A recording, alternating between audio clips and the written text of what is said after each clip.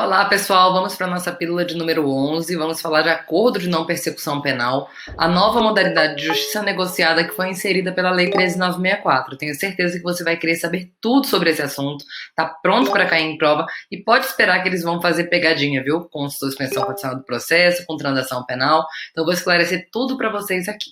Vamos começar. Então, aqui no primeiro slide, a gente vai ler o artigo 28A, que é o artigo que prevê o acordo de não persecução penal. Não sendo o caso de arquivamento e tendo o investigado confessado formal e circunstancialmente, ó, aqui a gente já tem uma diferença, né? Tem que ter a confissão, tá, pessoal? Diferente lá das outras modalidades. A prática de infração penal sem violência ou grave ameaça e com pena mínima inferior a 4 anos, o Ministério Público poderá propor o acordo de não persecução penal, desde que necessário e suficiente para a reprovação e prevenção do crime, mediante as seguintes condições ajustadas cumulativamente, então pode ser mais de uma, ou alternativamente. Então, quais são aqui os requisitos? Vamos botar aqui confissão.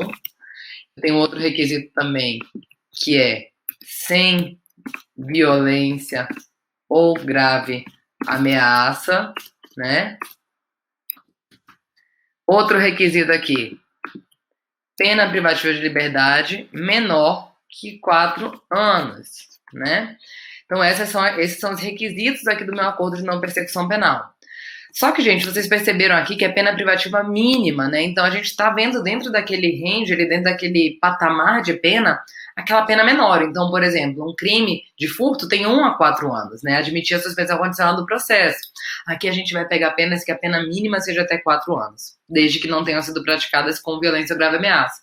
É por esse motivo que a gente não vai inserir no acordo de não persecução penal o crime de roubo.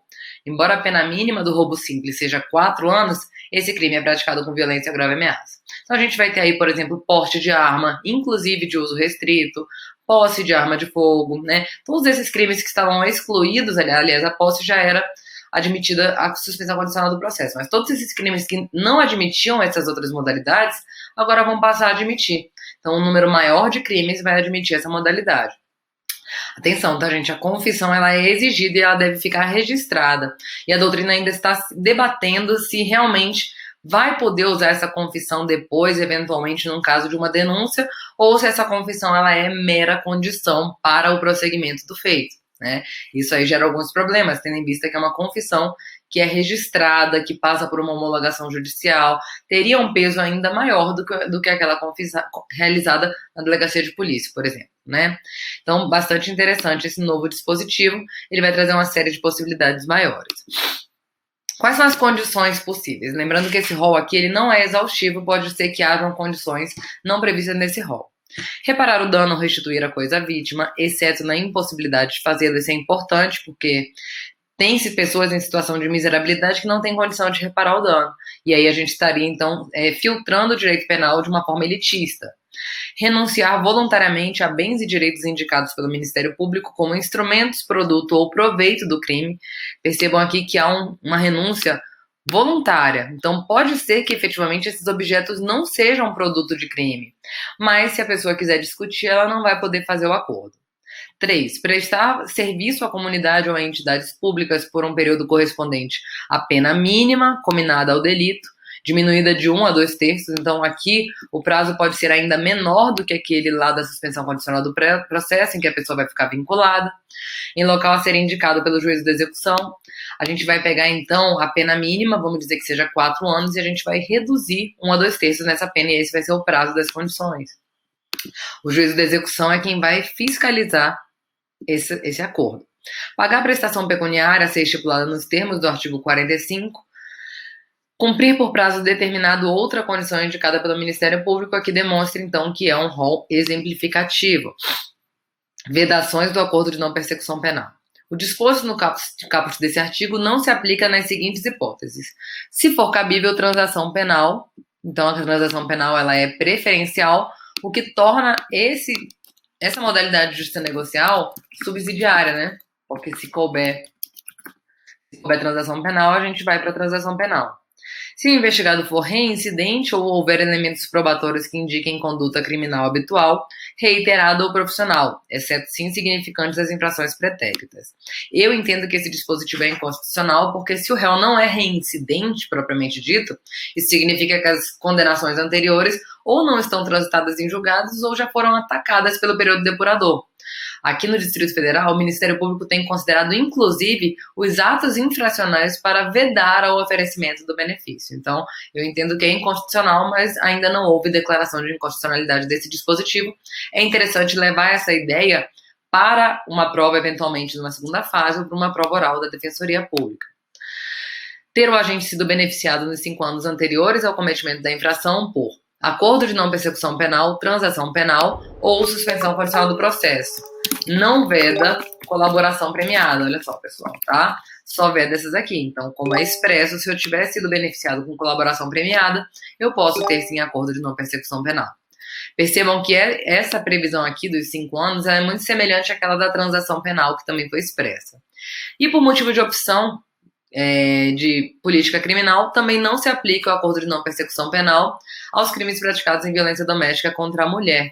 Tá? Então, da mesma forma como a gente sabe que não se aplica a Lei 9.099, aqui também não vai aplicar o acordo de não persecução penal.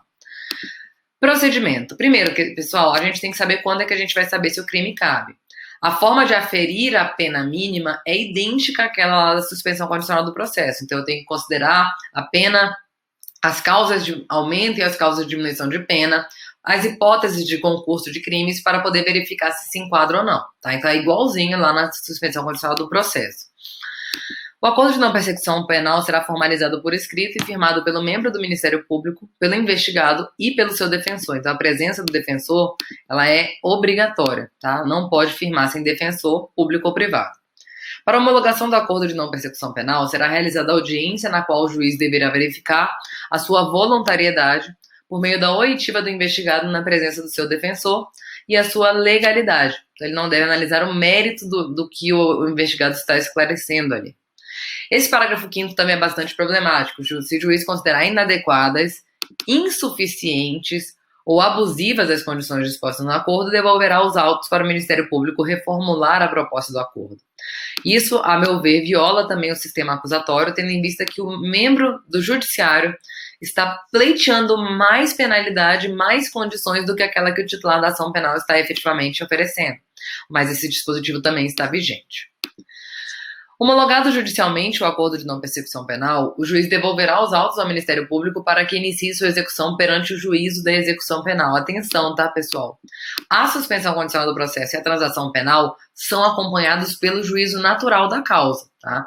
Aqui não. No acordo de não persecução penal, o legislador fez uma opção de que vai mandar lá para o juízo da execução penal e depois de cumpridas as condições, o juízo da execução penal devolve para cá para que haja a extinção da punibilidade, tá? Não entendo essa lógica, tendo em vista que a suspensão condicional do processo e a transação penal funcionavam muito bem no formato atual, mas eles entenderam por esse deslocamento da competência.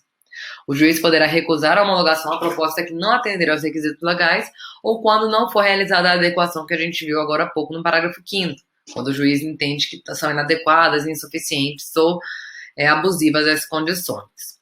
Recusada a homologação, o juiz devolverá os autos ao Ministério Público para análise da necessidade de complementação das investigações ou oferecimento da denúncia. Então, naquela hipótese em que não há homologação do acordo, a gente volta para a etapa anterior. O acordo ele é realizado na fase inquisitorial, e aí, se não há o acordo, o Ministério Público tem 3 opções. Ele pode pedir mais diligências, ele pode pedir o arquivamento, que seria uma incongruência, tendo em vista que o acordo só cabe na hipótese de não ser o caso de arquivamento, ou ele pode, de plano, já oferecer denúncia. Tá? Então, surgem aquelas possibilidades anteriores para ele.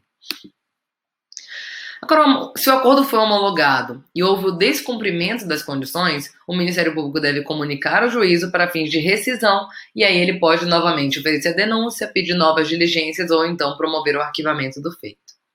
O descumprimento do acordo também pode ser utilizado pelo Ministério Público como justificativa para o eventual não oferecimento de suspensão condicional do processo. Isso, para ficar bem claro para vocês, geralmente quando cabe acordo de não persecução penal, também cabe suspensão condicional do processo. Só que o acordo é oferecido na fase inquisitorial e a suspensão é na fase judicial. Então, o acordo ele é oferecido antes. Pode ser, por exemplo, que o acordo seja descumprido e aí nada obstaria o oferecimento da suspensão condicional do processo. Então, pode ser que eu tenha os dois. Só que a lei já prevê que o descumprimento do acordo pode ser a motivação para não oferecer a suspensão condicional do processo. Ao mesmo tempo, eu, acusado, posso recusar o acordo de não persecução penal, porque eu não quero confessar o delito, por exemplo, e posso então pedir para que seja oferecida a suspensão condicional do processo diante da presença dos requisitos. Tá? Então, surgem essas duas possibilidades. No caso de recusa por parte do Ministério Público em propor o acordo de não persecução penal, o investigado pode requerer a remessa dos autos a órgão superior na forma do artigo 28 desse código, né? Quem viu nossa pílula anterior viu que o artigo 28 está suspenso, mas esse artigo 28 permitia que o investigado, o acusado, pudesse provocar o órgão de revisão do Ministério Público em caso de discordância. Por fim, gente, aqui, diferente da suspensão condicional do processo, não corre a prescrição enquanto não cumprido o acordo ou não rescindido o acordo de não persecução penal. Então, ele traz uma hipótese aqui, então, em que há a suspensão da prescrição, tá, do prazo prescricional.